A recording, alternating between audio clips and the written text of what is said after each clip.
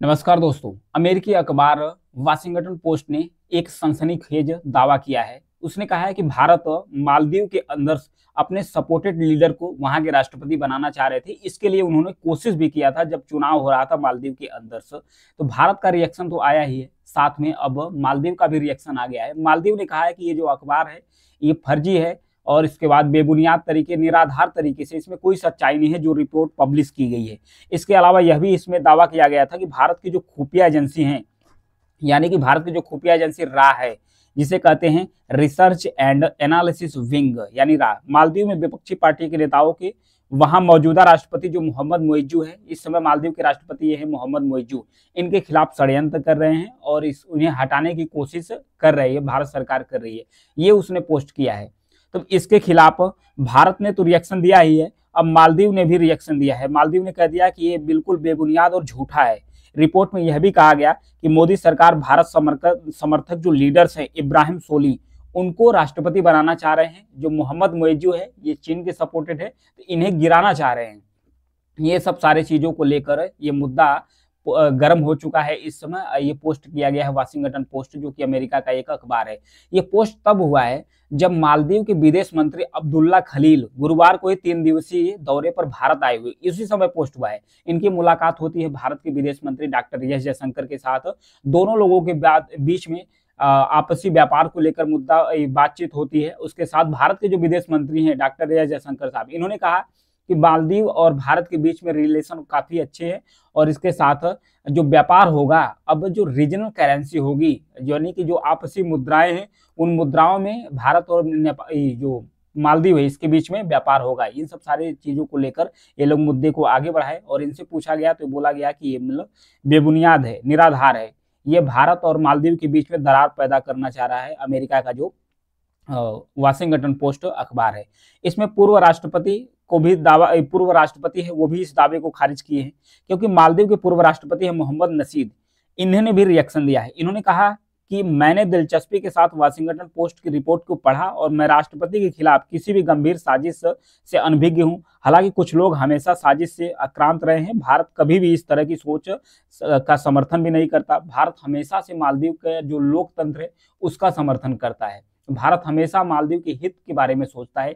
ये कह रहे हैं पूर्व राष्ट्रपति जो कि मालदीव के हैं, जिनका नाम है मोहम्मद नसीद। ये रिएक्शन दे रहे हैं, मतलब कि अब धीरे धीरे जो मालदीव के लीडर्स हैं उनका भी रिएक्शन आना शुरू कर दिया है कि इस तरीके से जो दावा किया गया है ये पूरी तरीके से बेबुनियाद है।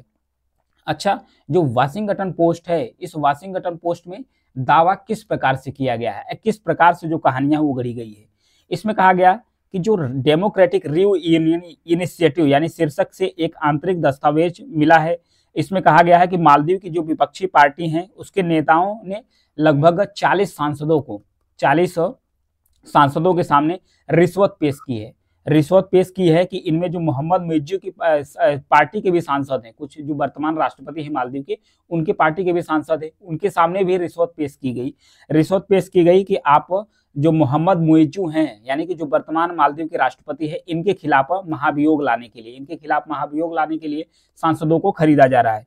ये पैसा आ कहां से रहा है? इन्होंने कहा कि ये पैसा आ रहा है, लगभग ये पैसे की मात्रा की अगर बात किया तो 8.7 करोड़ मालदीव की जो रुपया है, ये पैसे की बात करें, इतना पैसा है।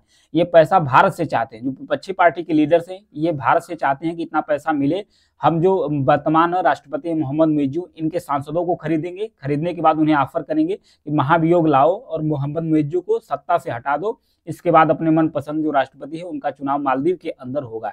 ये सब सारा जो रिपोर्ट है ये कवर करता है कौन? वाशिंगटन पोस्ट, जो अमेरिका का अखबार है। इसमें भारत के विदेश मंत्रालय की तरफ से रिएक्शन आया। भारत के विदेश मंत्रालय की तरफ से कहा गया कि आप जो वाशिंगटन पोस्ट है इसकी क्रेडिबिलिटी के बारे में समझ सकते हैं कि ये भारत के खिलाफ जो इसका रिपोर्टर है और जो ये अखबार है वाशिंगटन पोस्ट, ये भारत के खिलाफ नफरती एजेंडा को अपना सेट कर रहा है। इस प्रकार की भारत की किसी प्रकार की मंशा नहीं है। वो भारत और जो एशिया के देश, खासकर दक्षिण एशिया के देश हैं, उसमें लड़ाना चाह रहा है।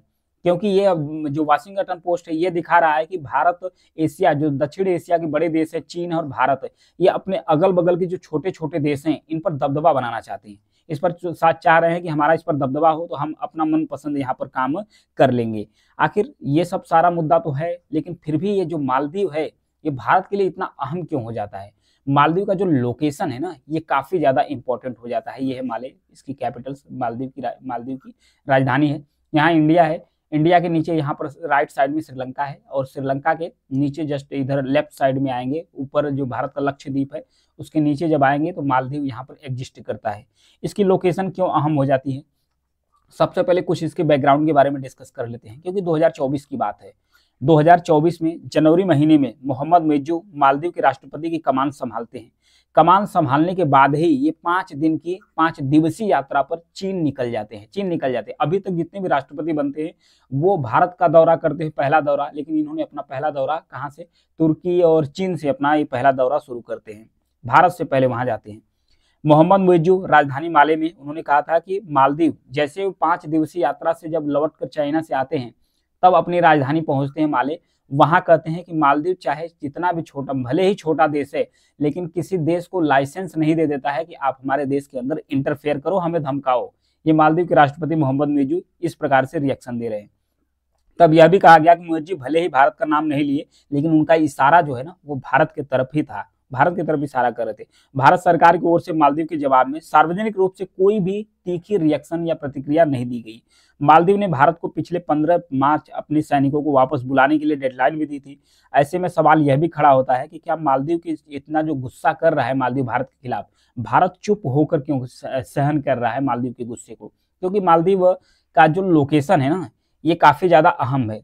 मालदीव जहां स्थित है उसे खास बनाता है। हिंद महासागर के बड़े समुद्री रास्तों के पास जो मालदीव स्थित है ये भारत के लिए काफी अहम हो जाता है, क्योंकि इसी रास्ते से, मालदीव से होकर ही, इसी रूट से भारत का जो खाड़ी देशों के साथ व्यापार होता है, ऊर्जा जरूरतों की भारत की पूरा होती है यहीं से होकर।